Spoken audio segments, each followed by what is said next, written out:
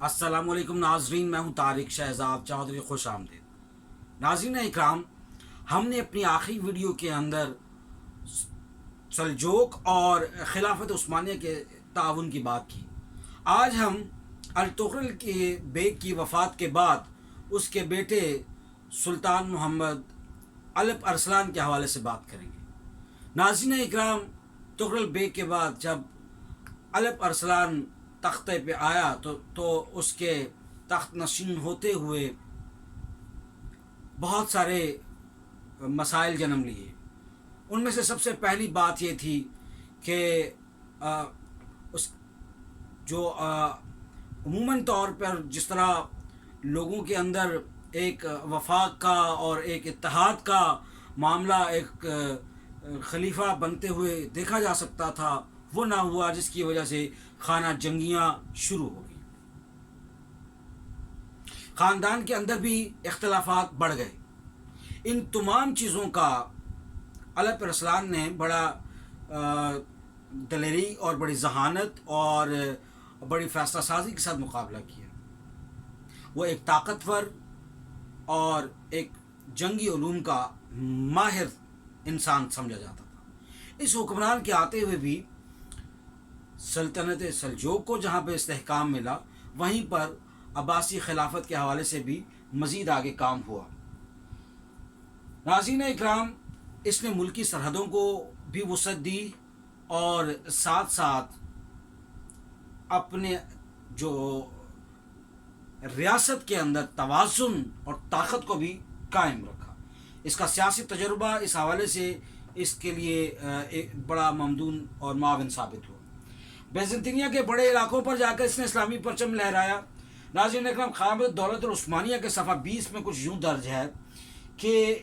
یہ بڑا منصوبہ ساز قسم کا جنگجو تھا اور اس نے دنیا کو خلافت عباسیہ اور سلجوق کے جھنڈے کے نیچے اکٹھا کرنے کے لیے، یعنی کہ یہ چاہتے تھے کہ سلجوق اور عباسی خلافت جو ہے وہ اس کا پوری دنیا کے اندر ایک ڈنکا اور ایک دبدبا ہو اور تقریباً پوری دنیا جو ہے اس کے نیچے آ کے متحد ہو جائے۔ اسی حوالے سے ہم الپ ارسلان کے ان فتوحات میں جو سب سے بڑی فتوحات میں جب اس دور کے اندر ہم دیکھتے ہیں تو مختلف سلطنتیں اس وقت سلطنتیں، خاص طور پر سلطنت روما جو تھی وہ ایک روح پر دبدبے میں اور اپنی حیت کے اندر وہ پریمپٹیو اسٹرائک کی جو آج ہم ٹیکنالوجی یا ٹرمینالوجی یا اصطلاح استعمال کرتے ہیں وہ استعمال کرتے تھے۔ تو ڈیمانوس ڈیوجس نے ان سے ٹکر لینے کی ٹھان لی اور اس نے کہا کہ اس سے پہلے کہ یہ مجھ پہ حملہ کریں اور یہ جو رومی سلطنتیں ہیں ساری ان کے حوالے سے کوئی خطرہ پیدا ہو، اس نے 1,00,000 کی فوج لے کر ان پر چڑھائی کر دی، جس میں تقریباً 35 بطریق تھے اور گھوڑوں، اور تقریباً اس میں ایک بڑی مشہور 1,000 سے زیادہ نفوس والی 1,000 بندوں کے ساتھ چلانے والی وہ ایک منجنیق تھی قلعہ شکن، اور اس کے ساتھ نقب لگانے والے کوئی بڑے ماہر قسم کے سپاہی اور بڑا کچھ ان کے ساتھ، اور ادھر الپ ارسلان کے پاس کو 35,000 کا لشکر تھا، اور اسی مغربی سرحد کے پاس ان کا مقابلہ ہوتا ہے اور آخر کار ڈامانوس کو جو ہے وہ شکست کا سامنا ہوتا ہے۔ یہ الپ ارسلان کے حوالے سے، اس کی شخصیت کے حوالے سے، اس کی دلیری کے حوالے سے، اس کے زیرک پن کے حوالے سے عرض کر رہا ہوں۔ تو وہ جب بطریق بھی قید ہوئے، ڈیمانوس برجس بھی قید ہوا، تو آ کر جب اس نے الپ ارسلان اخلاق کا بہت اچھا انسان تھا، اس نے پوچھا بتاؤ تمہارے ساتھ میں کیا سلوک کروں۔ ناظرین اکرام، ہم ابن کثیر کے حوالے سے جب ہم پڑھتے ہیں تو ابن کثیر نے باقاعدہ اس بارے میں لکھا ہے کہ ڈامانوس نے اس کو الپ ارسلان سے کہا کہ تم میرے ساتھ کیا سلوک کرو گے۔ الپ ارسلان نے پوچھا اس نے کہا مجھ سے یقیناً یا تو تم مجھے فدیہ لے کے چھوڑ دو گے یا قتل کر دو گے، یا پوری دنیا مجھے نشان عبرت بناؤ گے، میری لاش لیے گھومو گے، جو وہاں اس وقت کے رائج طریقے تھے۔ قصہ مختصر اشرفیوں دے کر تقریباً 35 اور کہیں 40,000 اشرفیوں کی بات تحریر کی جاتی ہے. اس کو پھر اس کو فدیہ بھی دیا, چھوڑ دیا, اور اپنا اس کے جتنے بطریق تھے وہ بھی چھوڑے, اور ان کو ساتھ میں ایک پورا دستہ محافظ جو ہے وہ ان کے ساتھ بھیجا تاکہ راستے میں ان کو کچھ چھیڑے نہ. اور یہ ابن کثیر لکھتے ہیں کہ باقاعدہ یہ ڈومانوس بھی اس کے اخلاق اور اس کے طرز حکمرانی سے بڑا متاثر ہوا. اس کو پانی پلایا, اس کو باقاعدہ مشروبات پلائے, اور اس طرح سلسلہ جو ہے وہ آگے بڑھا. تو ناظرین اکرام, ہم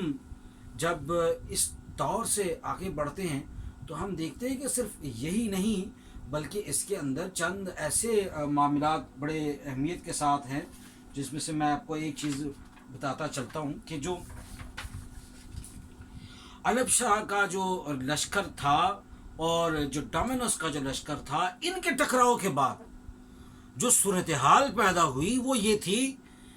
کہ اس وقت تک کہ روم کے اندر جو بڑی بڑی ریاستیں دیگر جو تھیں عیسائیت کی صہیونی طاقتیں جو تھیں, ان کی اندر سے چولیں ہل گئیں. اور یہ بھی تاریخ میں کہا جاتا ہے کہ یہیں سے جو ریاست سلطنت روم جو تھی وہ کمزور ہونا شروع ہوئی, اور مسلمانوں کا پھر یہاں سے جو اٹھنا ہے اور خلافت عثمانیہ کا جو وجود ہے وہ یہاں پر جو ہے ان کی ضربیں جو ہیں وہ یہاں سے آگے بڑھنا شروع ہو جاتی. تو ناظرین اکرام, ایک بات کی ہم یہ تصحیح کر لیں کہ 15 لاکھ اشرفیاں دے کر اگر آزاد کیا گیا, 30-35 ہزار اشرفیاں وہ چھوڑی گئیں, اور یہ مختلف جگہوں پہ ہمیں تاریخ میں مختلف چیزیں ملتی ہیں, اور پھر کچھ 10,000 اشرفیاں اور 10,000 درہم کے بارے میں بھی ہمیں مختلف تاریخی جو تنوع ہے وہ ہمیں ملتا ہے, مختلف جو ہماری کتابیں ہیں تاریخ کی. لیکن ہمیں اپنے موضوع کی طرف رہنا ہے, تاکہ یہ بھی میں عرض کرتا چلوں کہ اسی حوالے سے جو میں بیزنطینی ریاستوں کی بات کر رہا ہوں یہ کمزور ہونا شروع ہوئی اسی دور کے اندر, علب ارسلان کے دور کے اندر. اور تاریخ اسلام امام ذہبی کے حوالے سے دفیات کے صفحہ 470 اور 408 کے حوالے میں آپ کو دے سکتا ہوں, جس میں آپ دیکھیں کہ ہر دور کے اندر یہاں مسلمانوں کے ساتھ سچائی کچھ ریاستیں تھیں اس وقت بڑی مضبوط یا نہیں تھیں, لیکن ان سلاطین کے ساتھ, مجاہدین کے ساتھ اور اللہ والوں کے ساتھ کوئی نہ کوئی ایک صوفی ضرور ہوتا تھا. اور اسی حوالے سے ابو نصر محمد بن عبد المالک بخاری حنفی کے حوالے سے بھی کہا جاتا ہے کہ یہ نصیحت دیتے تھے سلطان علب شاہ کو, اور وہ باقاعدہ لمحہ بلمحہ رہنمائی اسی طرح لیتا رہا جس طرح ابن عربی سے ارطغرل اور عثمان کے لوگ یہ جو قبائل ہے یہ رہنمائی لیتے رہے. اسی طرح سے شیخ عبد علی کے حوالے سے بات کی جاتی ہے, شیخ ادابالی جو ہیں وہ عثمان کو ہدایات دیتے رہے. تو یہ حوالے سے 10 ربیع الاول 465 ہجری یعنی کہ 1072 کو یہ پھر آگے ملک شاہ جو ہے وہ تخت نشین ہوا. تو آئندہ آنے والی ویڈیو میں ہم ملک شاہ کے حوالے سے بات کریں گے, اس کا دور کیسا تھا اور اس کے بعد پھر آگے جو سلسلہ بڑھا تو کیسا ہوا. آج تک کے لیے اتنا ہی کافی. بہت شکریہ.